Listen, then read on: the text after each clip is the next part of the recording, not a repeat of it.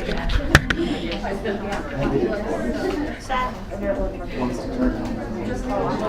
you think is on this Yeah.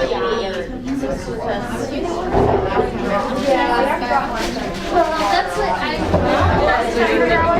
excited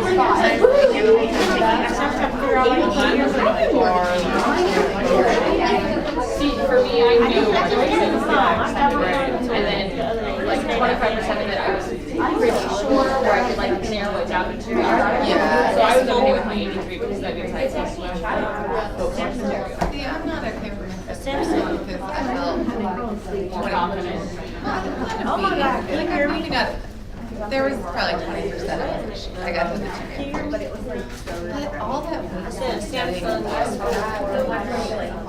would have gone over. Yeah. I even really looked at my notes. Well, at least you know now. I got really lost. I see, I think the difference is never lost. So my nose does this. Oh my God. It's so funny. I really need to get my Yeah, chapter 2. left my phone in my car. She's all really I read my morning workout. I'm gonna have to work. Not that actually like so. fish. I flipped the fly. I'm like,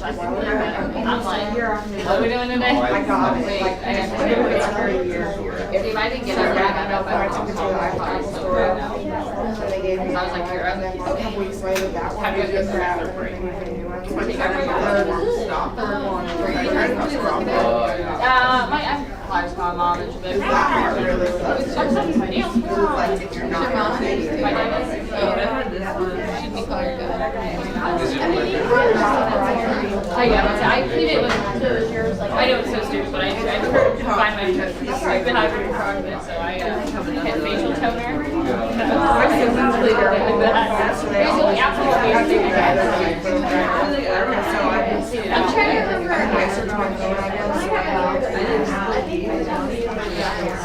Yeah, that's why I had to clean it myself. That's why I've always cleaned it. You don't still have your phone. I have no idea. I never had I took mine out like 2 months after I got it, and it was just, the hole was there forever. Oh yeah, I can still do it. I think I fixed it. But I was looking to be gone. Actually, I'm ready to be gone. Can you make that case? I had mine for, like, I got mine. Oh, that's fun. My mom came by it. I got mine when I was 18. Oh, you did? Yeah. Yeah, I did. I hated it. My stomach never. Did she feel better? I didn't show up. I was like, had like a big gaudy one too.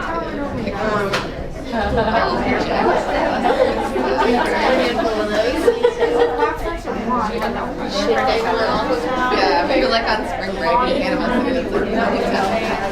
It's almost like I would rather She was so happy, like, showed off. And I'm like, I love animals. It's crazy. No, we had our coffee. Her family got us like the whole work. Oh, yeah.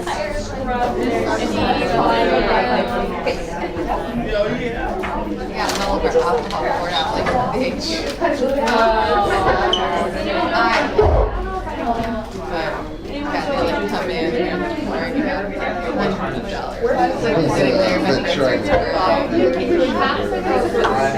yeah. Oh, yeah? No. That's what I should. You gotta check it on top. I'll be like $40 on this. You're so bad.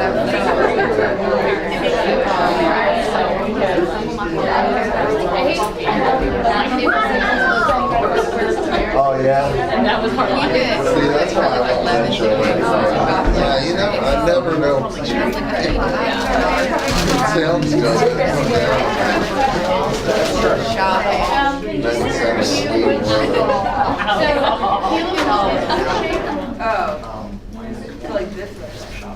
Because it says it's like viral. That's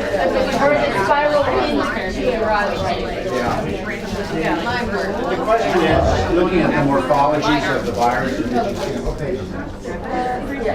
On 379.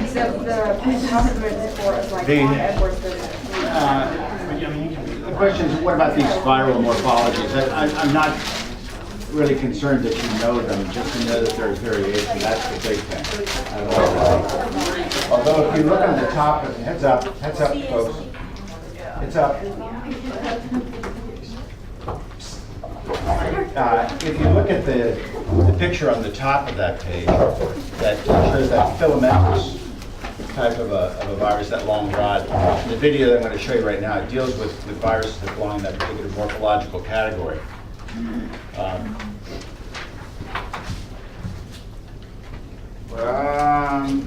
Let's go right into the video. Let's do that first, and then we'll talk about that and then come back to this. Anyway, this particular video deals with Ebola. And I want you to see this for a couple of reasons, one of which is the epidemiology. And what does that mean? If you're an epidemiologist,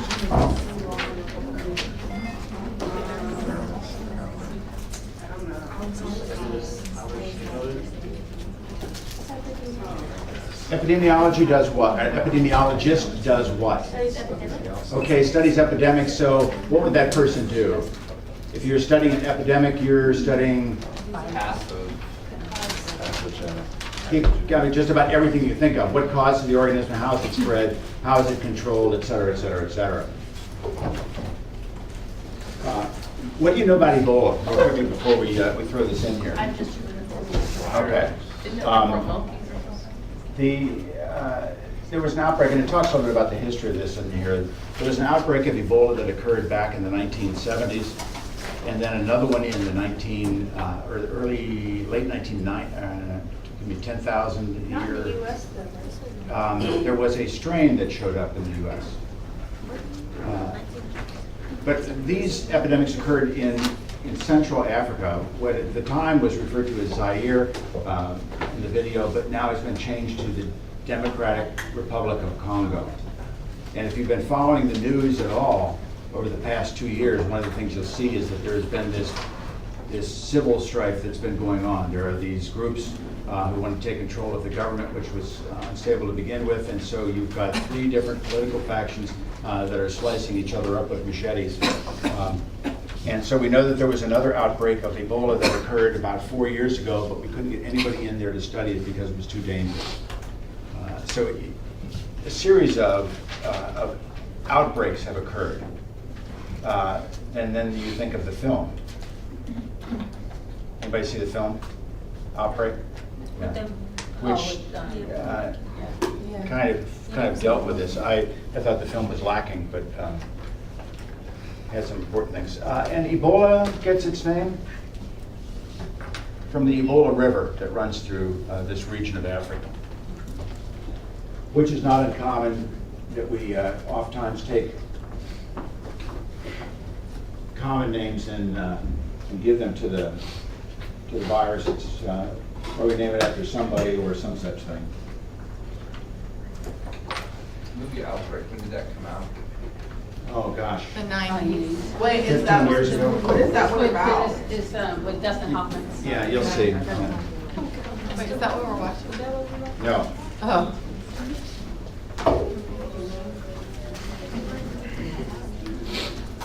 Anybody ever had the FBI show up at their door?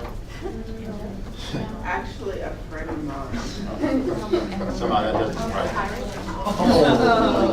You know what? And that's okay too. I'm not even gonna be mad about it. It's whatever. I'm not a fan. Okay.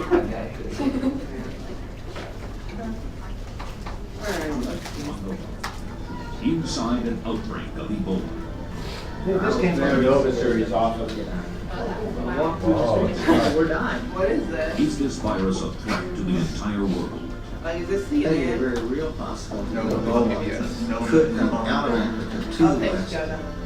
Nova enters the hot zone with the team assigned to isolate and contain this deadly emerging virus. Plague fighters.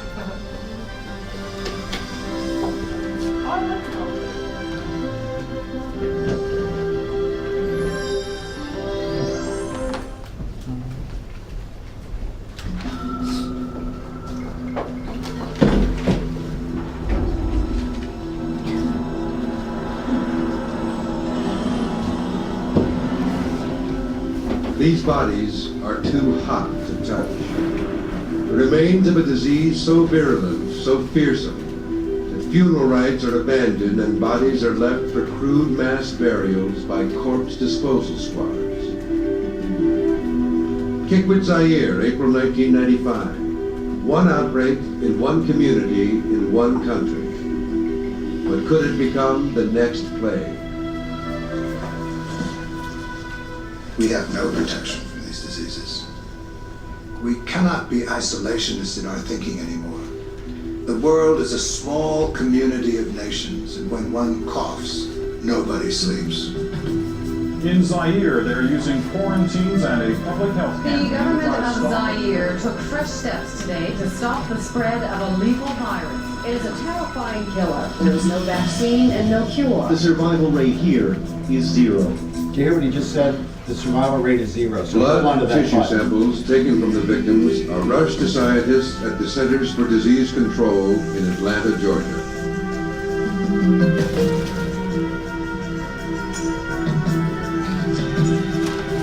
So look at the In protection. hours, their worst fears are realized. The killer is Ebola. See them One of the filaments, deadliest the cell viruses on nucleus. See the viruses? It can cause a human host to bleed to death in a matter of days. I think there's a very real possibility that Ebola could come out of Africa to the West. So we've got to get to the bottom of what controls the circulation of this virus and what controls its ability to hop over into humans and what controls its possibilities for spread.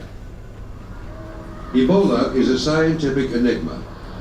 Since little is known about how it's transmitted, once an outbreak begins, no place on earth is safe. The CDC sounds the alarm, and a medical SWAT team from all over the world converges on Kikwit, ground zero of the outbreak.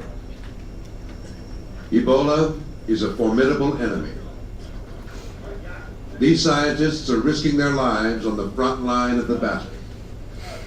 Their mission is to stop the virus and find out where it came from. They greet each other with the Kikwit handshake, elbow to elbow to minimize contact.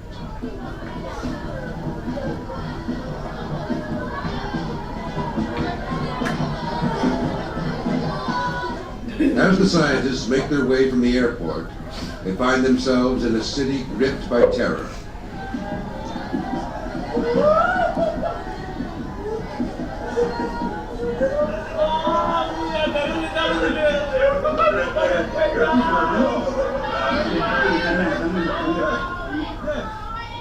The fear of Ebola is spreading. Thousands are trying to flee, but a military quarantine has been imposed. The international team sets up a command post. They join forces with a group of Zairian doctors who have flown in from the capital.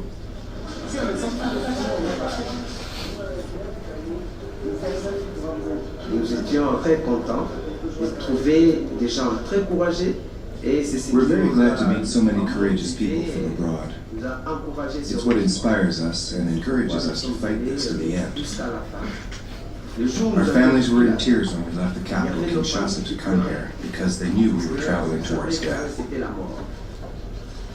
Was a French colony for a long My wife time. believes in reincarnation, so the first thing she said was, if you die over there, I'll kill you, which wasn't very, didn't carry a lot of weight. And then she said, if you die over there, I will hunt you down through the ages and your future lives and will kill you.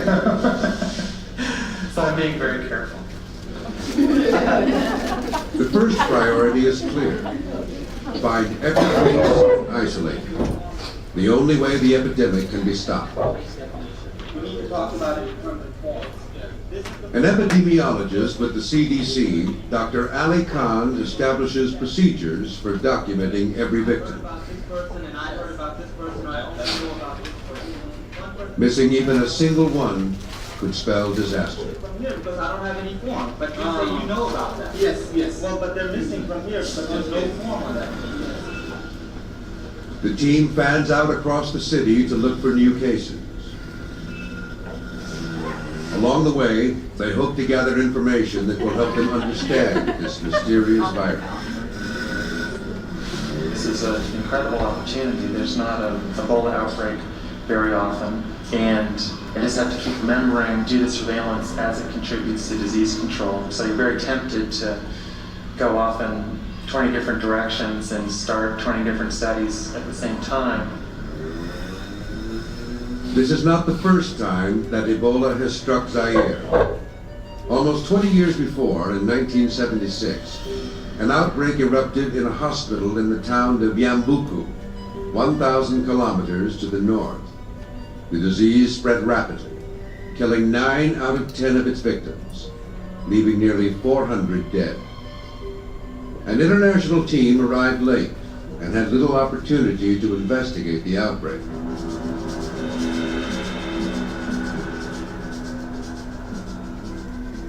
The epidemic was stopped when village elders ordered the temporary abandonment of traditional burial ceremonies, which involved touching the corpse. Instead, they quarantined villages and burned down the huts of the dead. The 1995 epidemic also began at a hospital. When we got there, the hospital was essentially deserted, a major hospital in Kikwit. There was a scattered patient here or there, many of whom had not been fed for days on time. And we walked through that hospital the first night, and it's sort of memories that you retain for a lifetime. The local situation was so bad from the medical point of view that we, at least 2 of us, were involved in the cleaning of the ward. But there were still dead people in the building, and the condition of work was very bad. The safety protection for the worker were absent, not available for them.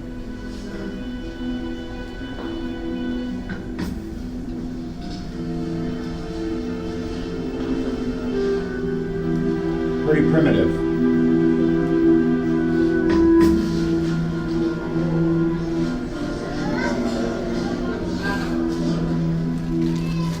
The outbreak was traced back to a surgical procedure performed on a young lab worker named Kim Fumu. 3 nurses who had assisted at the operation soon fell ill.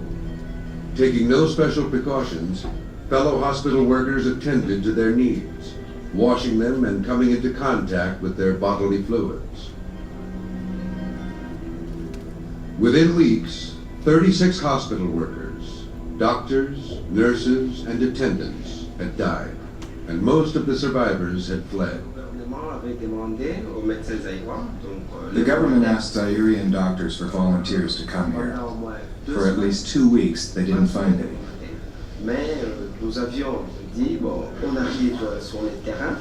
But after a while, we said that we'd go to investigate and do research. It's at times like this that you can be part of medical history to make it.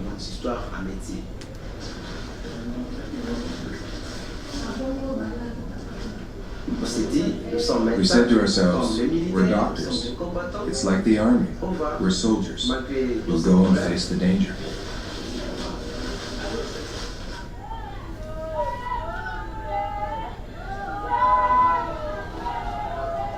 Outside the hospital, the grieving families of the sick and dying pray for their recovery, while the medical staff takes elaborate precautions to avoid infection.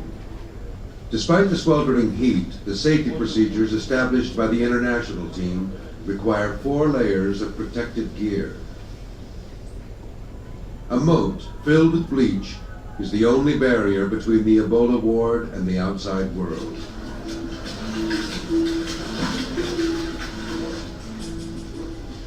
Unlike HIV, Ebola is a hardy virus that can survive outside the human body. Any contact with patients or their surroundings may prove fatal. The virus has been found in tears, blood, even on the surface of the skin. Internally, it attacks the vital organ, often causing massive bleeding inside and out. There is no cure or treatment. Death usually comes within 10 days.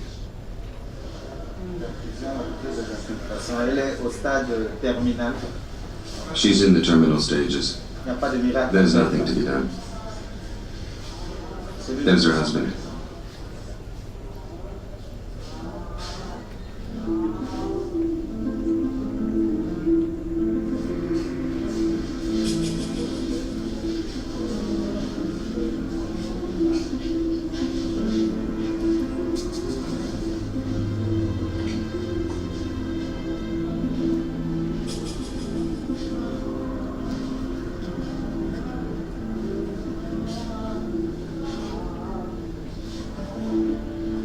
Patients in the early stages of the disease can only look on at what is likely to be their fate.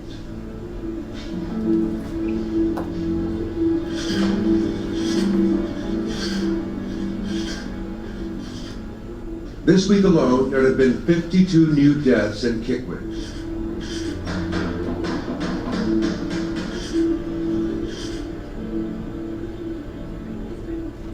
The plague-fighting efforts of the international team have not begun to take hold.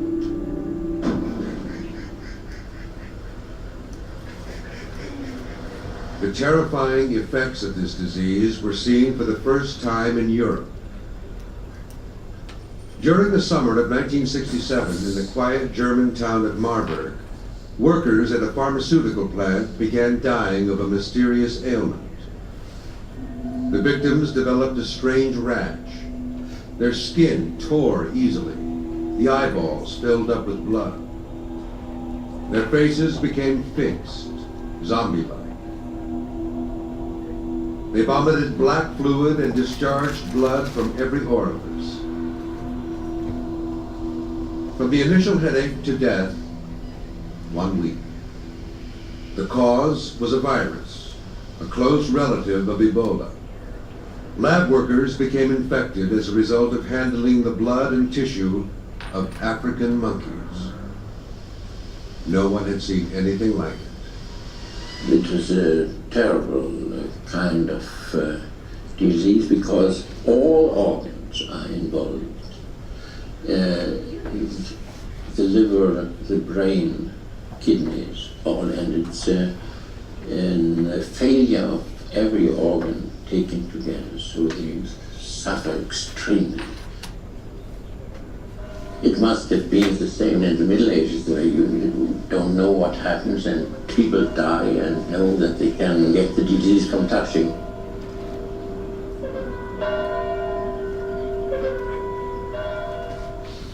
In 1989, Ebola made its way to the U.S. Residents of this Washington, D.C. suburb had no idea that one of the world's deadliest viruses had emerged in their midst.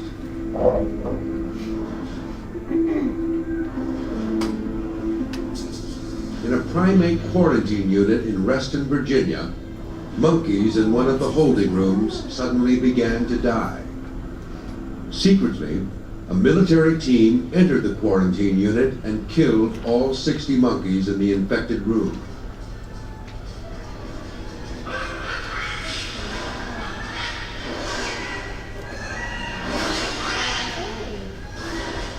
The crisis heightened as monkeys began to die in a different room.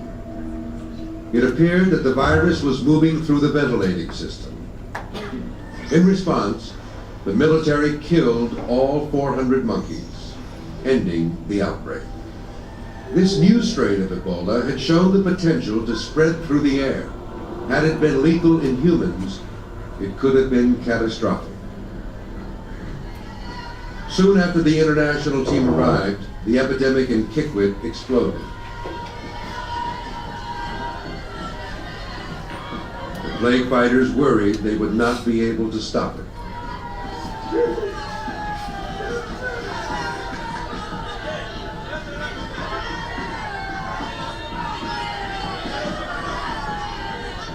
I was actually very scared that this could get out of control. And there was no doubt that when you looked at the distribution of cases, it was just getting bigger and bigger and bigger every week. And that week, actually, there were 70-odd deaths in the community. I mean, you walked through the streets and people were dying. I mean, they were literally everywhere you walked, they were talking about people dying of Ebola. We were working as hard as we could. So that week, I was extremely scared that this thing may be getting out of control.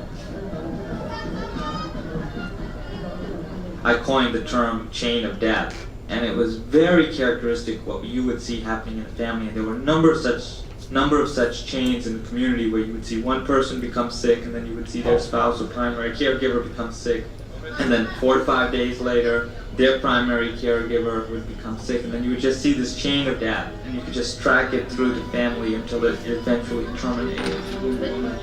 The one who died on the 20th was the mother. She's your mother, yes. And then the granddaughter died next. So today's the 1st. So she's To break the chain of death, Ali Khan must track down all the cases and separate them from their families. This often meant interfering with the way people care for the sick and honor their dead. How would she hear about these people being sick? Just somebody would come in from the village? Another thing that was a factor in the outbreak is attending funerals. And we do know that during the preparation of a body, there's a lot of physical handling of the corpse. And then during the funeral itself, a large number of people may touch that body. And cultural things are difficult to change, obviously, because they're ingrained in the way people act. But what we had to do was simply say that if somebody dies of this disease, they immediately get put into a body bag, sprayed down with Lysol, popped in a coffin, and buried deep.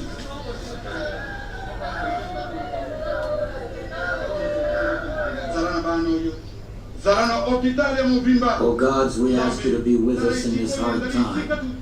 This hospital has been our refuge, and now the devil has taken it. Please deliver us. The Red Cross team has the most thankless job of the epidemic. Members are shunned by their neighbors and regarded as pariahs in the villages.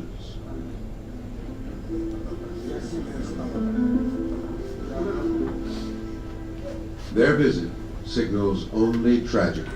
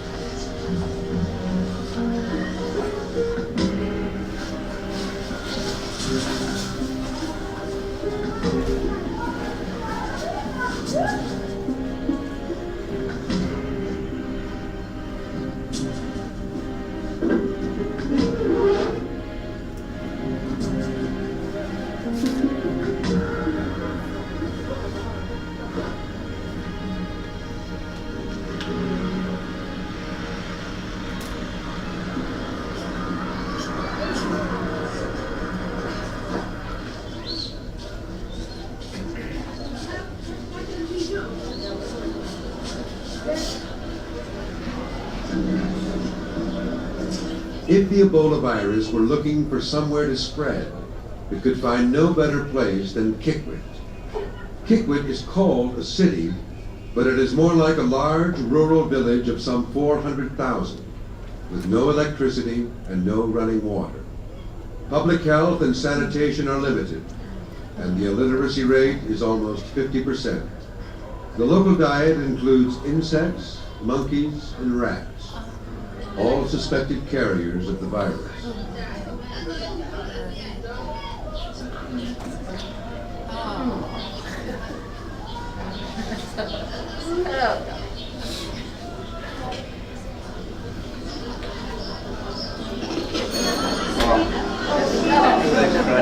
That's okay, let's see for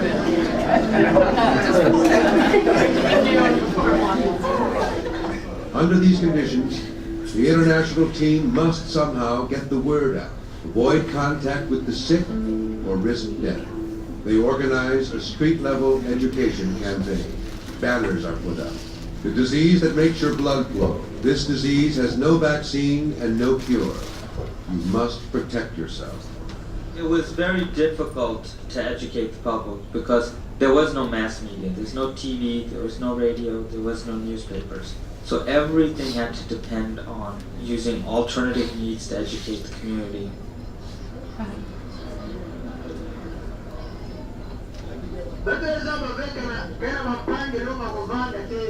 This fever, this disease is harsh, and it's already killed many people. And I'm here to tell you that hiding patients won't help anybody. But what about the guy you buried over there? Now that it's raining, won't all this water spread the disease from the corpse through the neighborhood? Well, the Red Cross assured us that he was buried safely. He died in the outhouse and fell into the hole. It was very deep, so they buried him right there. Now, you shouldn't be scared. The Red Cross disinfected his grave and the surroundings. His remains can't come out, and his germs can't get you.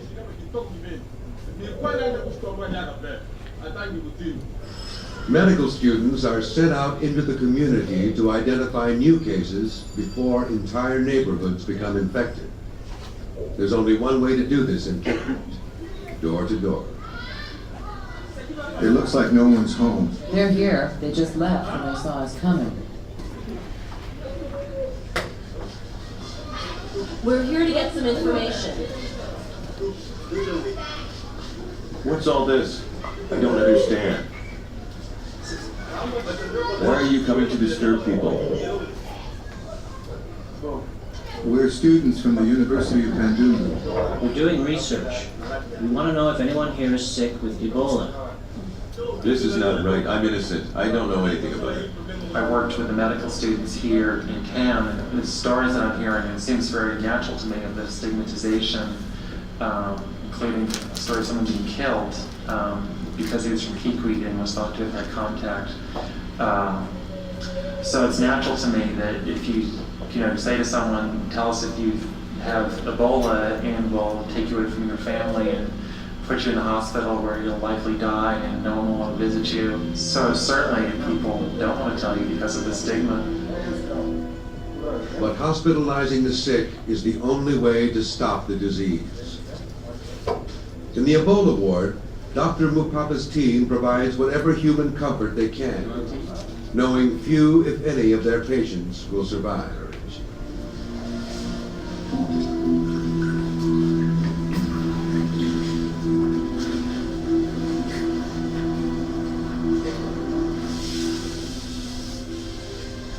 Each day as they leave, the medical staff is sprayed with stinging bleach, which kills the virus.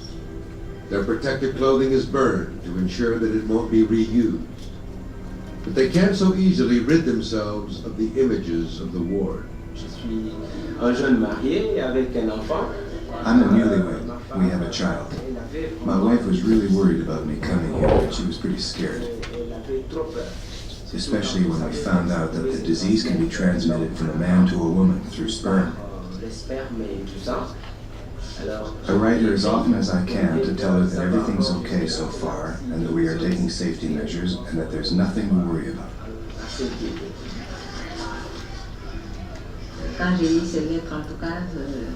When I read his letters, I feel better. But even so, my heart is heavy.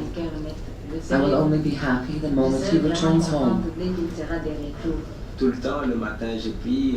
I pray every morning and every night. I'm really convinced that I'll return to Kinshasa alive. That's truly my most ardent wish.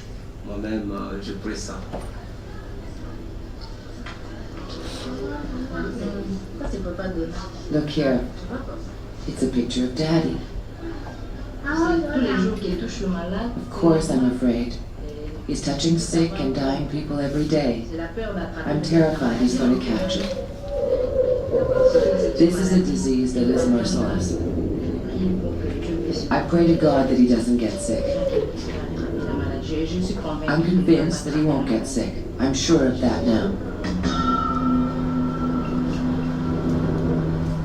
Yet, people are still getting sick and still dying, though fewer this week than last.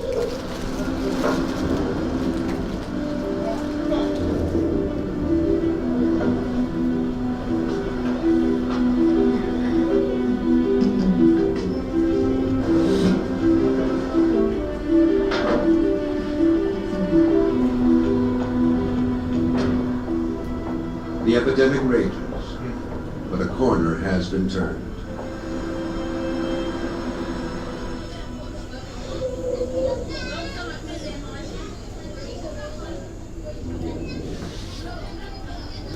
As night falls, the hit movie in Kikwit is a video called Ebola. Made by a local entrepreneur, it stars the Zairian doctors who have become local heroes. Although the video is projected from a broken down VCR, there isn't an empty seat in the house. Equally unable to escape the epidemic even for a few hours, the medical team spends the evening swapping the latest stories.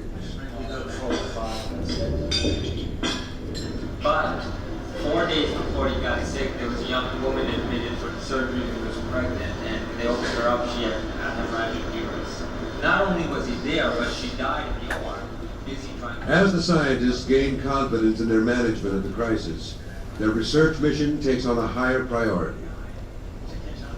One of the researchers is Dr. Robert Swanepoel, a South African virologist. He is driven by the idea of finding the source of the virus. When something like this happens, you're just drawn to it as to a magnet or a moth to a candle. We don't know what the reservoir of the virus is, even to this day. There have been speculations. But most scientists believe that Ebola's natural home is the rainforest. So this outbreak provides a critical opportunity to search for it in its natural setting. With rare diseases like Ebola, diseases that have not been properly studied, every epidemic has to be seen in two ways. It's an emergency to control the epidemic and save human lives, but at the same time, it's a responsibility to collect research data that will inform you about future epidemics. Between outbreaks, Ebola lives within one of the many thousands of insect or animal species that inhabit the rainforest. But scientists have never succeeded in identifying which one. It's really a medical curiosity in these places. I mean, where does it hold up and how does it pop up here again in Zaire after 20 years? And I think that's what keeps a lot of us motivated and interested in this virus. I'm not sure what makes a good virologist. Certain Americans have sort of described the type of best man as an old-fashioned swamp-stomping epidemiologist, if you like. Bats have been found in the vicinity of previous outbreaks, but no one has ever found a bat with a trace of Ebola virus in its blood. This time, Robert Swanepoel hopes to make a breakthrough.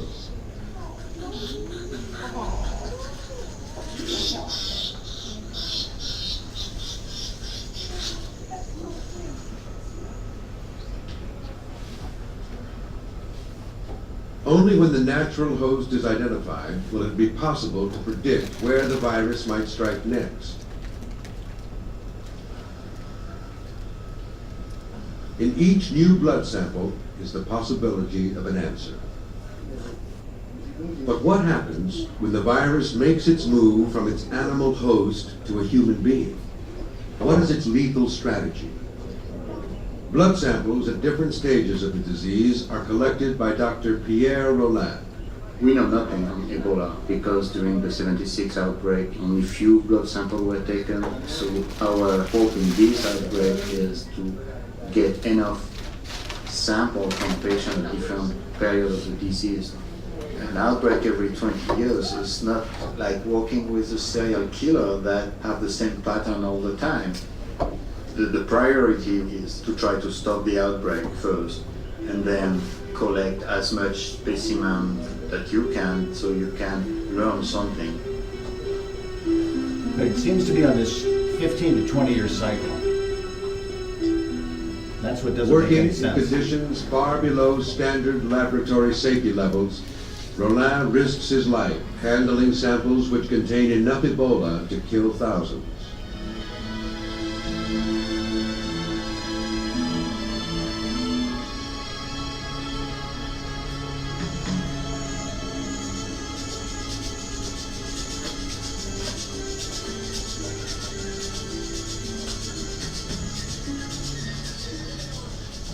Kikwit is still under siege. The Zairians have been fighting this epidemic for 10 weeks now.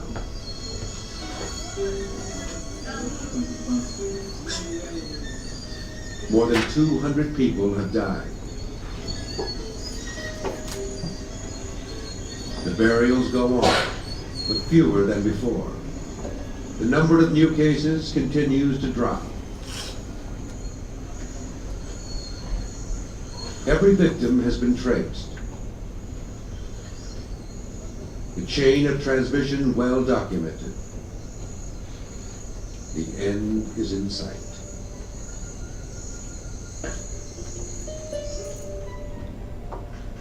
Back at the command center, the epidemiologists analyze the accumulating data. Their efforts pay off with a dramatic breakthrough. They identify patient 0, The individual, I believe, contracted the disease, not from another human being, but from a creature in the rainforest. That's sometimes called the index case. All the cases have been charted on a timeline, tracing a path of destruction back to this very first known victim. He died 4 months before the first case appeared at the hospital. His name was Gaspar Minga. Gaspar Minga was a charcoal worker living in Kikwit. He is survived by his brother Pierre and his father Innocent. They treasure a picture of Gaspar's funeral, which is now the extraordinary portrait of the start of an outbreak. Judo, Gaspar's son, is now dead. Michael, Gaspar's nephew, dead. Deceased. Deceased. I don't know the origins of this disease. Only God knows. I'm not a scientist, I'm a person. I too hope to learn its origin.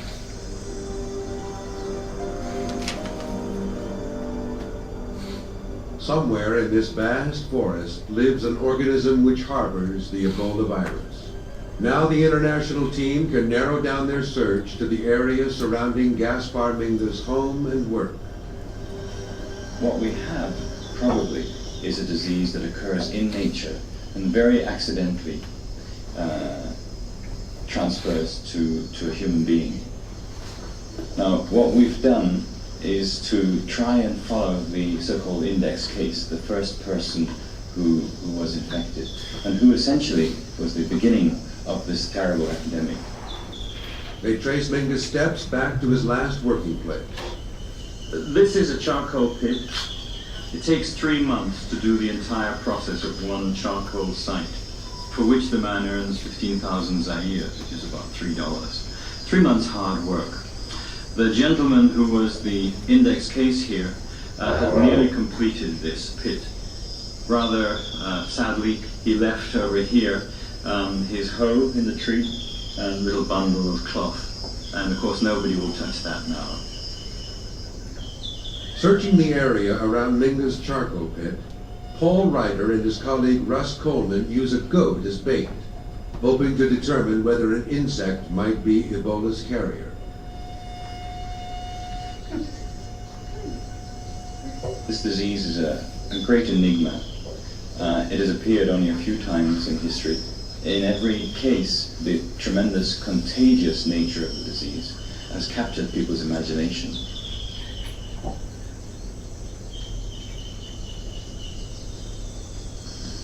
There's a fair amount of speculation. It's still some kind of biting insect. The safety issues were discussed at great length. There's certain behaviors that can put us at risk.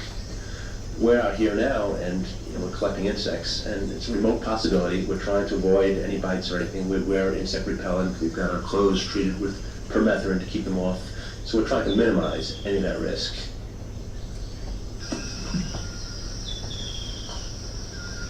This is a challenge of a kind that is very hard to describe.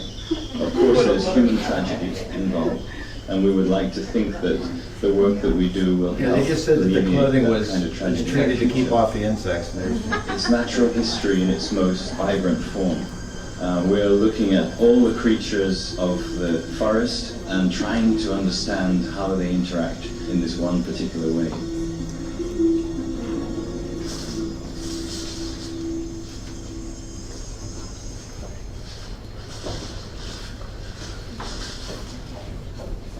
Other teams set out to trap rodents and small mammals in the hope that one of their captured specimens will prove to be Ebola's natural host.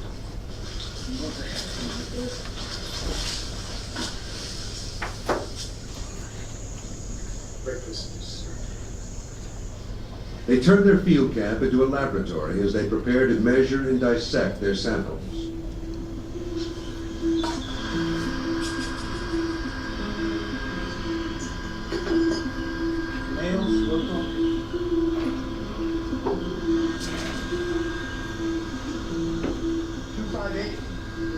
Villagers look on with amusement as the team cautiously handles animals local people eat for lunch.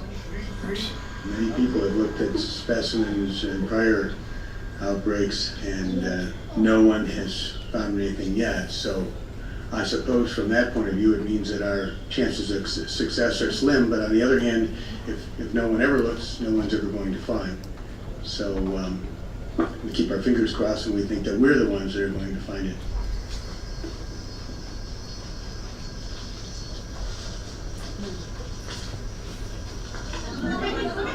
There's a dead body in that house.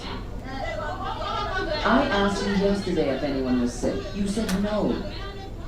Back in town, a crowd gathers. Medical students have found a new victim.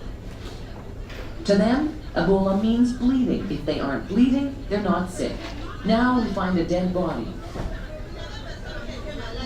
The education campaign has turned out to be a double-edged sword.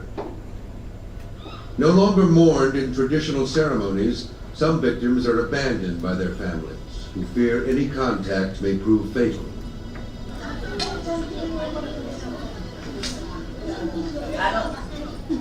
The medical students must make sure that no one touches the body, which is teeming with Ebola. Close the door. Tie it shut.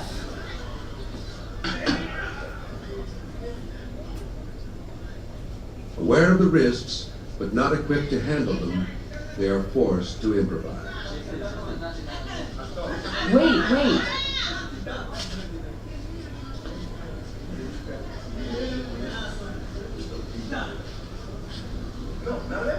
Don't take them off like that, no.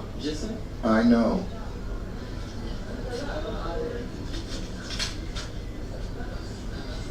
Put them over there in the hole. No, I should burn them. Just take them and throw them over there. Yes, I know it's dangerous. Throw it in the hole. It's deep enough.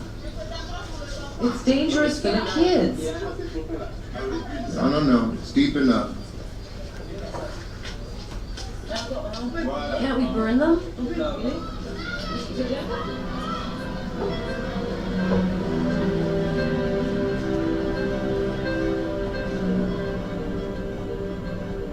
Their function now understood, the Red Cross teams are greeted with relief.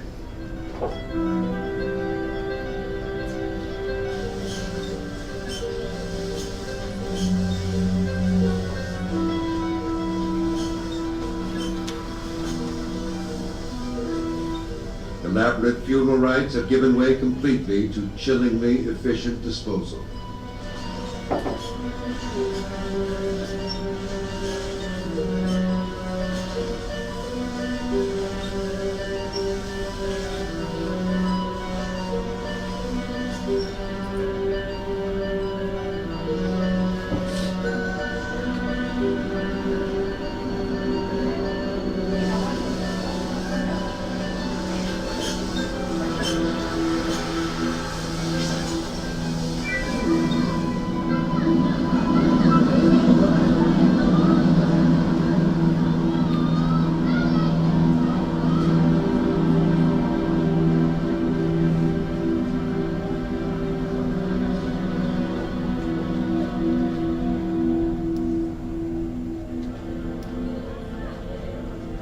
Although Ebola is a ruthless killer, it is not totally without mercy. The medical team now finds that 1 in 5 patients are still alive. They survived Ebola. So that statement at the beginning doesn't hold any water. These about no convalescents survivors. no longer show symptoms of the illness. That's why you got to be careful what But you they are hear on the still media. confined to the hospital because the virus remains in their blood and can be transmitted through bodily fluids.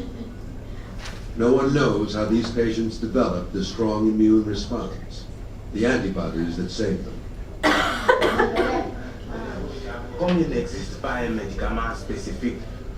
Since there is no cure for the virus, I know that God must have cured me. God cured me.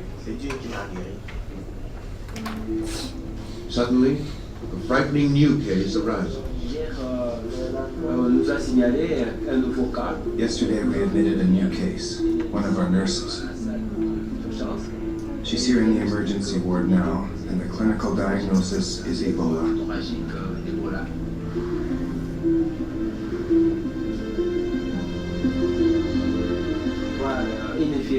To see a nurse with whom you've worked every day sick with this disease is terrible, and I really don't want to see her die. Nicole Organa worked alongside the doctors, always in full protective gear.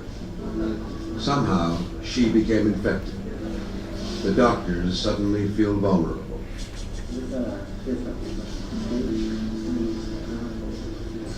The Zairian physicians devise a plan, one that is experimental. They know that the blood of survivors has antibodies against the virus. They reason that if they transfuse Nicole with that blood, perhaps those antibodies will save her. They take Nicole's blood to type it. Before deciding whether to proceed with their plan, they must find a convalescent with the same blood type.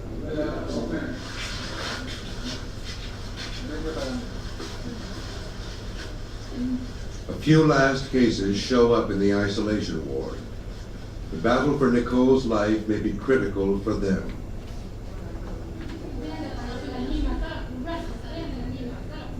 As they go about their rounds, the Zairian doctors know that with each passing hour, Nicole's chances for survival decline. Even as they help other patients, the doctors become increasingly convinced that they must execute their plan to save Nicole and perhaps these final few patients as well. The foreign members of the team are against the treatment. There's basic risks in giving an individual blood products from someone else. There's a lot of infectious risks. There's HIV is very prevalent. There's hepatitis B, hepatitis C. Certainly in that setting, one of the greatest concerns would be if the person that you're treating doesn't have Ebola, they have malaria or typhoid or something else, and the person that you're getting the transfusion from still has Ebola virus circulating in their blood is infectious. That would be the worst thing you could do, is to give someone who didn't have Ebola. The Zairians test Nicole's blood and find a convalescent with matching type. Now they must make a decision. Knowing that the foreign doctors are opposed, they meet privately. What if we transfuse convalescent plasma to someone who doesn't have Ebola? What if our diagnosis is wrong? It's clearly a clinical case. It's obvious she has Ebola. We shouldn't doubt our diagnosis. We've seen so many cases now. We should at least wait until tomorrow. In the meantime, let's present and defend our position in front of the scientific community. What do you think? In America, they don't believe in transfusing patients with convalescent blood. Never mind, we should answer to ourselves. I think we have to try this experiment. Maybe not on every one of these last few cases, but at least on our nurse. Personally, I think we could have transfused her this morning. The diagnosis is clearly Ebola, so I don't see why we should wait another 24 hours.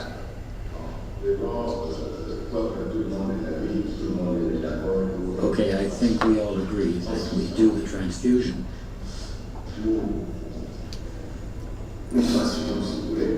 And that we should do it as soon as possible. Their decision made, the doctors approach a convalescent patient whose blood type matches Nicole's. He agrees to cooperate. Without involving the foreign doctors, they collect his blood and get ready to transfuse. They have the resources only to do a quick AIDS test. Nicole runs the risk of contracting any other disease that may be in the donor's blood. A cure may kill her.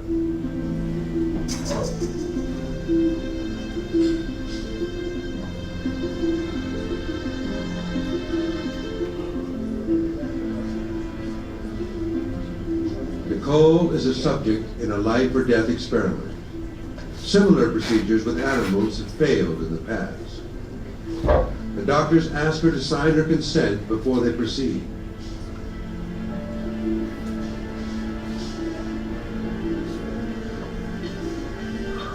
Je ne dois pas me prendre. Je trouve que c'est exactement du humaine.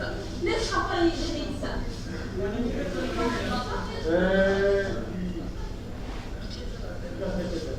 The transfusion is interrupted by a doctor from the Belgian Institute of Tropical Medicine. The Zairian doctors press on. That night, Dr. Masamba, head of the Zairian team, defends the transfusion at a hastily convened international meeting. We felt compelled to try something new. There is no treatment. Tell us if there's something else we can do and we'll do it. But we all know there's nothing. That's why we did the transfusion. We asked our nurse if she wanted us to do the procedure, and she consented in writing. As for transfusing whole blood, we simply don't have the means here to sterilize human plasma. We felt compelled to try something. Now we'll just wait and see what happens. Everyone waits to see whether Nicole will pull through. The tension is palpable.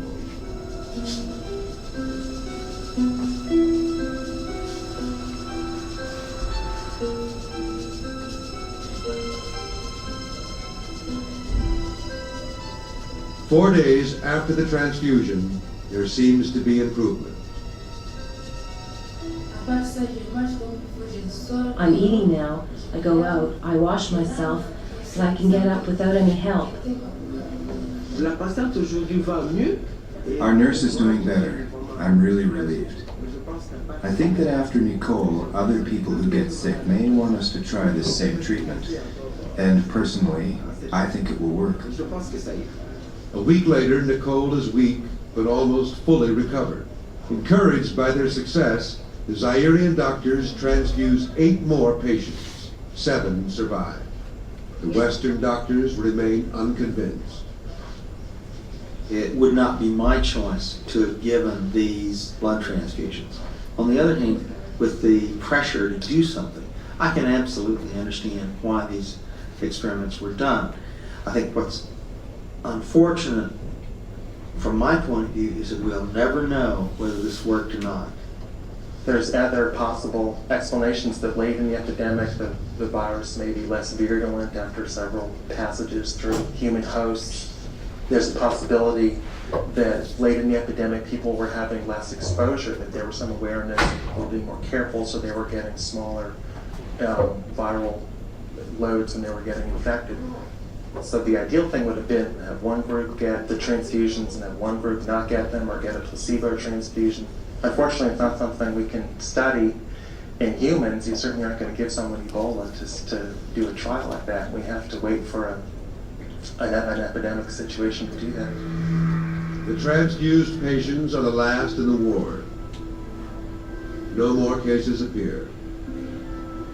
The epidemic is over. 316 people had become infected with Ebola and 244 of them had died.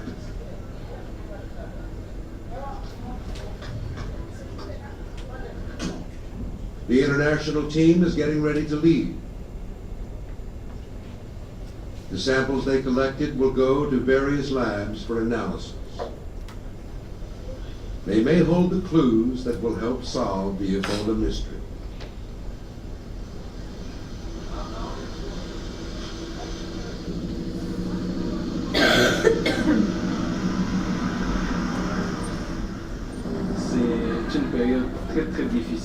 It's a very, very difficult and critical period.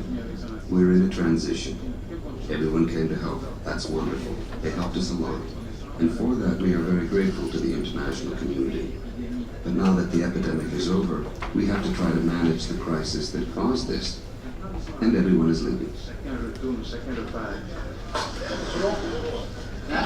All that is going back one. Yes. That too. That too. Not mixed up with what is arriving. Never mind. It's too bad you're leaving so soon. It's been 18 days. I've stayed longer than anyone else. Here in Kikwit, a hastily assembled team of Zairian and foreign scientists made medical history. In the battle against one of the world's deadliest viruses, they prevailed. At least for now.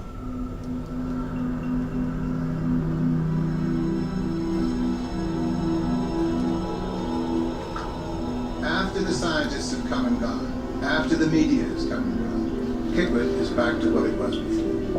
When you have communities living in abject poverty, exposed to all the diseases are going to recur, and they'll keep on recurring, and we have to turn our attention to that. At this point, I put my money on the bugs.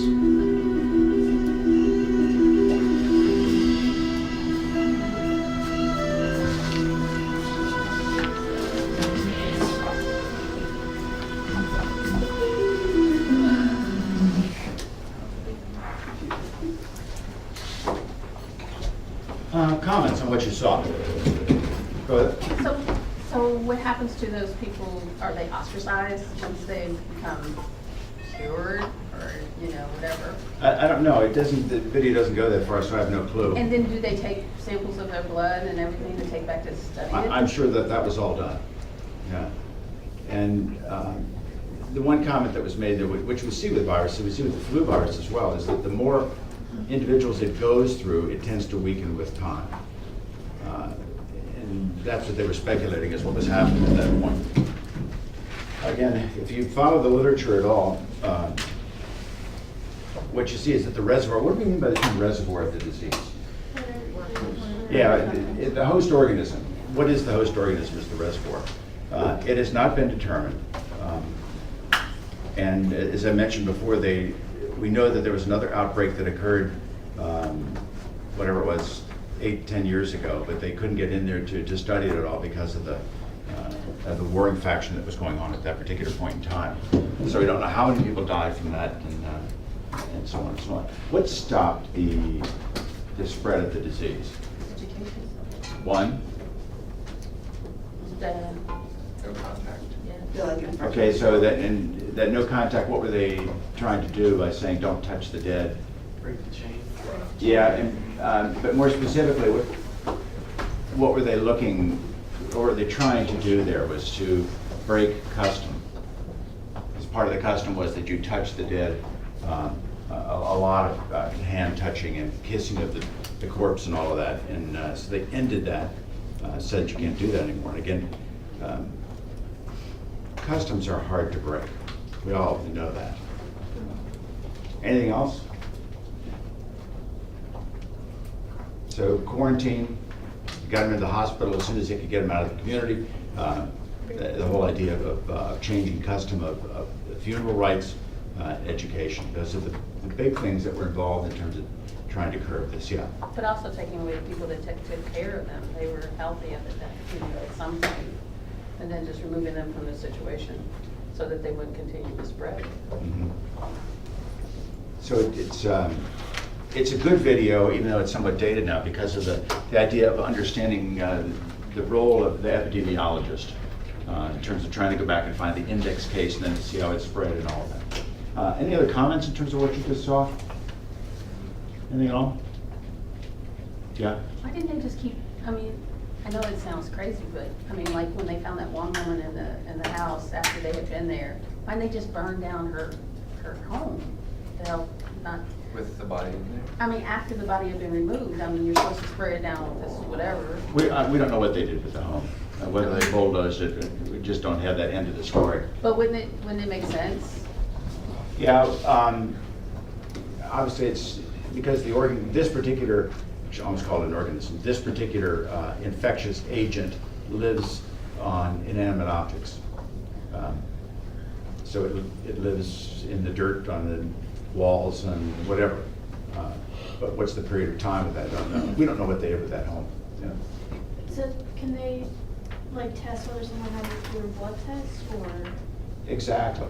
Then why, when that nurse became sick, they said that they weren't sure if she had it or not. They couldn't do a blood test and find out. Because they couldn't do it there. The facilities were so primitive that they didn't have the capability of analyzing to see if the RNA of that particular virus was present.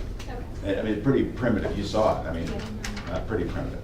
If that was in the US, would it have been, I mean, obviously it would have been handled differently because of like the technology that we have and the stuff that we have, but like, I don't know, do you think it would have been? Look at this scenario. Let's say a person from the Democratic Republic of Congo, the DRC as it's now referred to, travels out of that country because it's difficult to get in and out of that country right now. Travel out, they walk across the border and they go into Nigeria and they get on a flight. And they're pretty sick by the time they get on that flight. And they are sitting next to in close quarters with a variety of other people. Trays are passed back and forth, food trays, whatever it happens to be. And there are 120 people on that flight. And in turn, they fly to, let's say, Geneva, Switzerland, and they transfer to a different flight, and all these people now have picked up that virus from that one individual. They're not sick yet, but they've got the virus. And this guy gets on another flight and travels to New York. But he stopped where? In maybe Amsterdam first, or London before he made the trip over. So he's had multiple contacts with a variety of people, has spread the virus along the way, and then comes into the States. Nobody's checking him to see if he's healthy or not. He looks okay. Makes his way to Detroit, falls into a community and gets lost. And now we've had this trail, and all of a sudden, instead of a couple hundred people dying, we end up with thousands of people dying. Eventually it's going to happen. It's really what it amounts to. Yeah.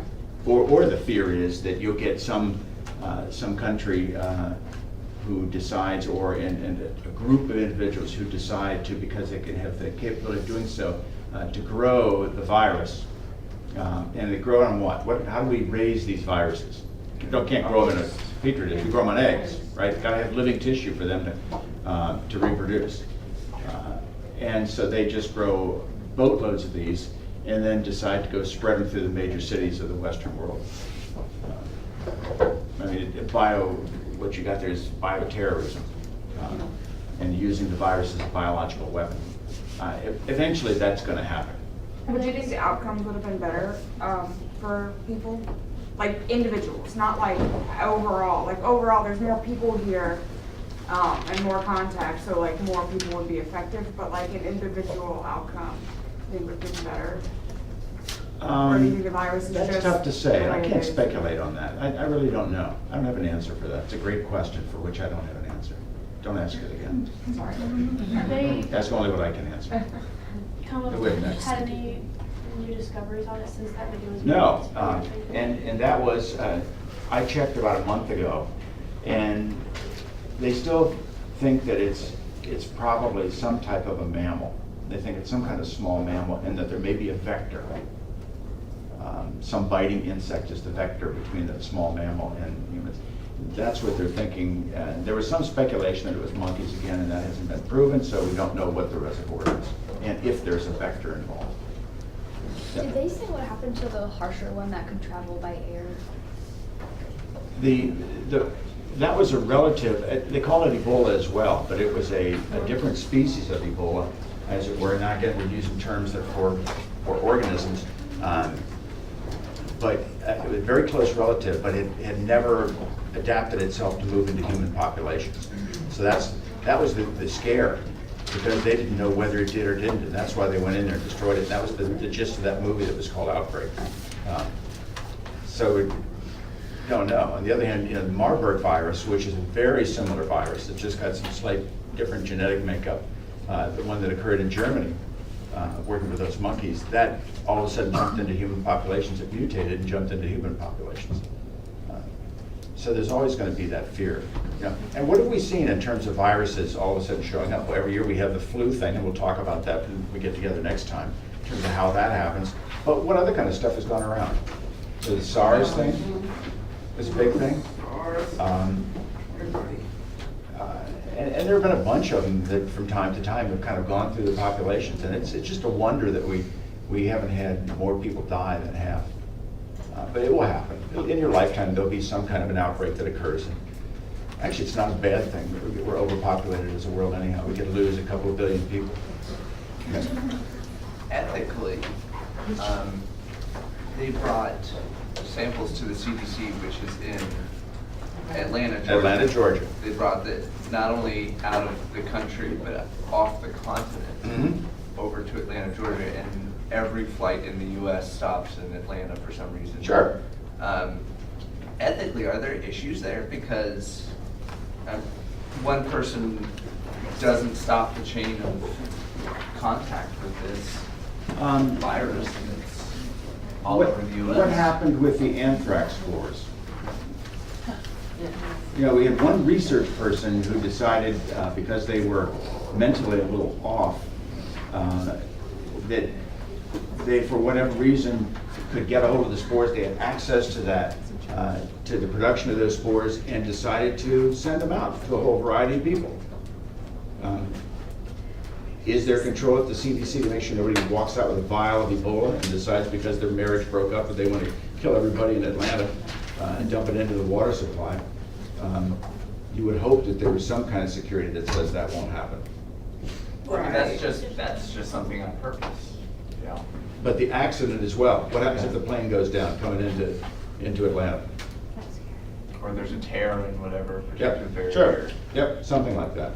It's always a risk. Always is. And it gets kind of scary when you start to think about that. It does. Okay. Out of here. So you'll have people today. Graham Staines today. I might just emailed it to myself.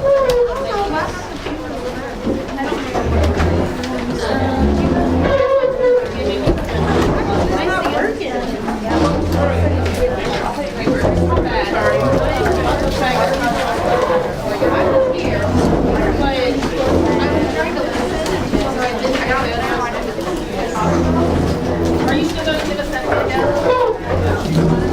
I'll make copies of that one.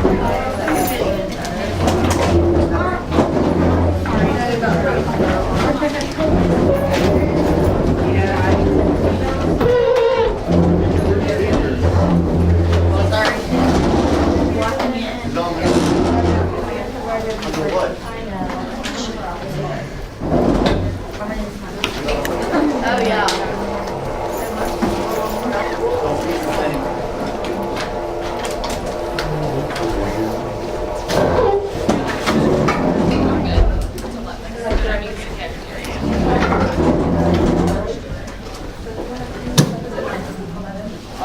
Is it just open to like that? Yeah, but like close to 10 to 11, right?